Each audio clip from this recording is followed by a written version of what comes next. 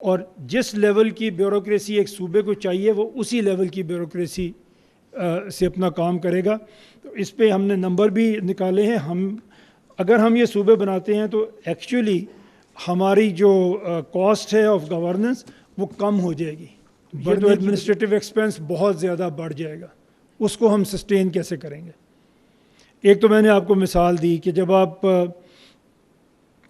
इसको देखते हैं, इंडिया में जो रियासतें आज़ाद हुई हैं, जिन्होंने सूबे बनाए हैं, उनकी इनकम किस प्रोपोर्शन से बढ़ी है इसका भी हम जिक्र करेंगे। लेकिन इसके साथ साथ जब हम छोटे सूबे की बात करते हैं, एक तो मिसाल आप सीधी देख लें कि एक पंजाब का चीफ मिनिस्टर है, एक बलूचिस्तान का चीफ मिनिस्टर है। उनके रहन सहन में बहुत फ़र्क है। पंजाब बीइंग लार्जेस्ट सूबा, वसाइल ज़्यादा हैं, बड़ा है, तो प्रोविंशियल गवर्नमेंट उतनी ही बड़ी है।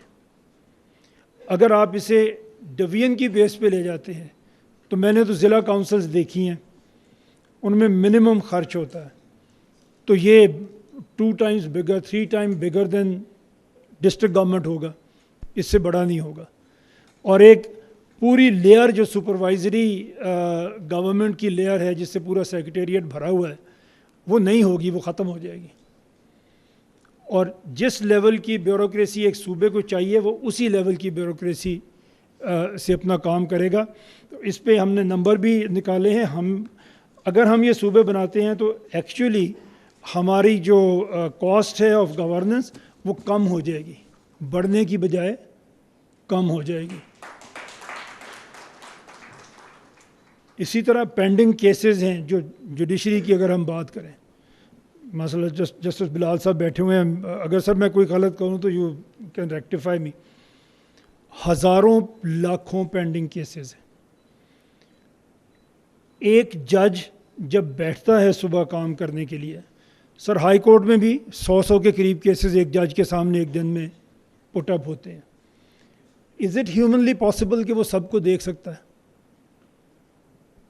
तो हम जुडिशरी के बहुत ख़िलाफ़ हैं। हमें तारीख़ मिलती है, अगर आपकी, और ये हकीकत है, एक दफ़ा अगर आप अदालत में फंस गए हैं तो आपकी ज़िंदगी वहाँ पे गुजर जाती है। सिविल लिटिगेशन कभी ख़त्म ही नहीं होती।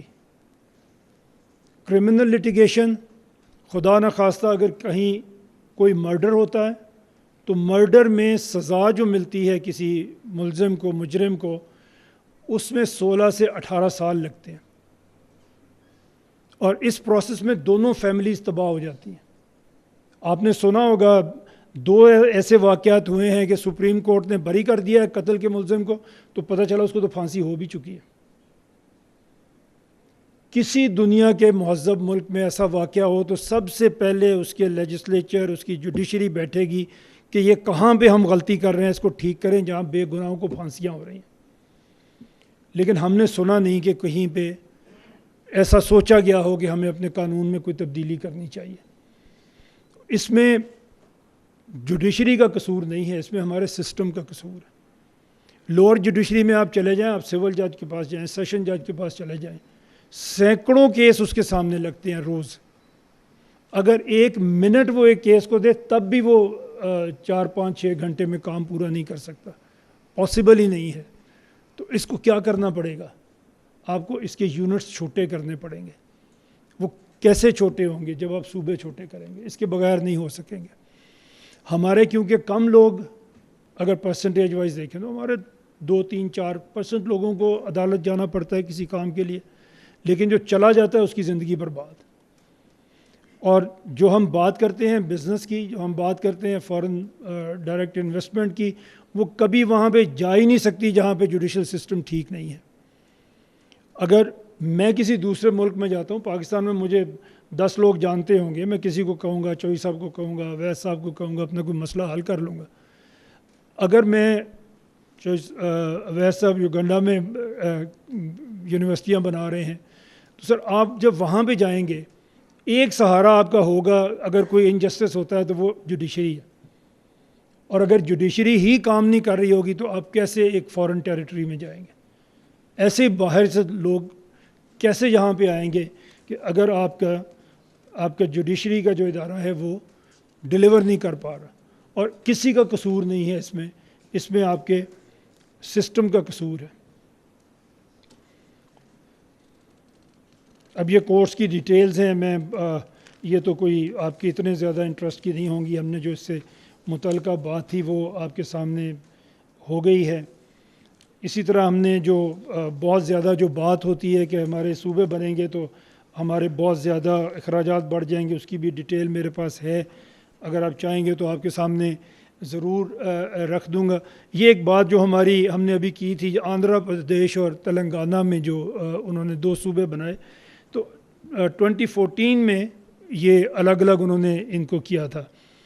और आंध्र प्रदेश की उस वक्त जो GSDP थी वो 520 करोड़ थी, और तेलंगाना की भी इतनी थी, 505 करोड़ उसकी थी। तो उन्होंने बराबर इसको तकसीम कर दिया, वसाइल भी तकसीम कर दिए। लेकिन ये 10 साल में 2024-5 में आंध्र प्रदेश की GSDP बढ़ के 1.641 बिलियन करोड़ पे चली गई, डबल से ज़्यादा चली गई। और तेलंगाना जो उस वक्त उसी के साथ हुआ था, उसकी भी तकरीबन 1.650 बिलियन करोड़ पे चली गई। दोनों ने अपनी अपनी जगह पे काम किया, लीडरशिप उनको मिली, और उस लीडरशिप पे उन्होंने आपको ये कर दिया। अब मैं इसमें एक और आपको अर्ज़ करता हूँ, ये तो है जो इंडिया कर रहा है, हमारा तो बिल्कुल दिल नहीं करता उनकी तारीफ़ करने के लिए, but this is the system they are following. जब मैं ये पेपर लिख रहा था और मैं कुछ रिसर्च कर रहा था, तो एक बहुत बड़ा सवाल मेरे सामने ये भी था कि पाकिस्तान में प्रोविंसेस GDP में कंट्रीब्यूट किस तरह कर रहे हैं, GSDP जिसको कहते हैं। यहाँ हमारे पास रिकॉर्ड ही नहीं है, हम ये कैलकुलेट ही नहीं करते कि सूबे की GDP में कंट्रीब्यूशन कितनी है, हमारे पास रिकॉर्ड ही नहीं है। तो कंपटीशन तो बहुत दूर की बात है। इस सब को अगर हम कंक्लूड करें, जो लीडरशिप की बात अभी अवैस साहब ने की, चोई साहब उसको पढ़ा रहे हैं, लीडरशिप आपकी जो हमारे ख़्याल में मुल्क में जो लीडर बनते हैं वो अगर एक कंपटीशन से बन के आएंगे, आपका प्राइम मिनिस्टर बनता है, प्रेसिडेंट बनता है, मिनिस्टर्स बनते हैं, उनकी ट्रेनिंग किसी एकेडमी में नहीं होती, वो आपके वोट से बन के आते हैं। उनमें यही खूबी होती है कि वो पॉपुलर हैं, उन्होंने वोट लिया, प्राइम मिनिस्टर बन गए। उनका कोई पास्ट एक्सपीरियंस था, उन्होंने कभी पहले कोई काम किया था, ये हम नहीं देखते। और ये तो कहने की ज़रूरत नहीं है कि हमारे मुल्क में प्राइम मिनिस्टर बनने के लिए रास्ते कौन से हैं।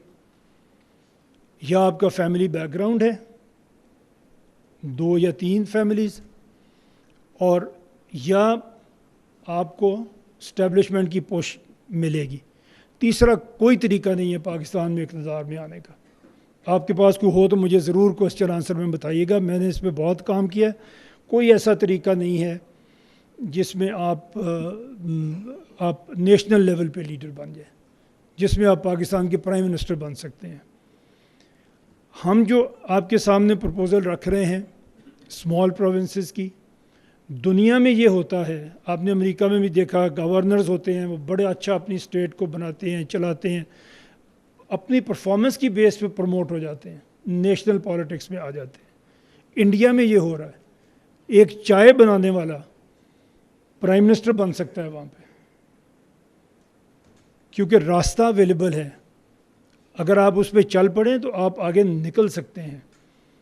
हुआ क्या था, मोदी साहब ने क्या किया, पहले मेंबर पार्लियामेंट अपनी स्टेट में बने, गुजरात में, पार्टी ने चीफ मिनिस्टर बनाया, उन्होंने अपनी स्टेट को टर्न अराउंड किया। नेशनल इलेक्शन हुए जब 2014 के, ज़रा हालात बेहतर थे तब इंडिया पाकिस्तान के, हम एज ए मीडिया उनके इलेक्शंस को कवर करते थे। सबका ख्याल ये था, इंडिया में भी जो जर्नलिस्ट थे उनका ख्याल भी ये था कि कांग्रेस तो नहीं जीतेगी, बड़ी अनपॉपुलर है, बीजेपी लेड एक कोलिशन गवर्नमेंट बनेगी, LK अडवाणी साहब होते थे उनके प्रेसिडेंट उस वक्त, उन्होंने कहा वो प्राइम मिनिस्टर बनेंगे और एक कोलेशन होगी जो लीड करेगी जिसको बीजेपी। लेकिन इलेक्शन शुरू हुआ, मोदी साहब मैदान में आ गए, पूरा कॉरपोरेट इंडिया मोदी के पीछे खड़ा हो गया, बिकॉज उसने उनके लिए डिलीवर किया था अपनी स्टेट में। बीजेपी सिंगल लार्जेस्ट पार्टी भी बन गई, उसको मेजॉरिटी मिल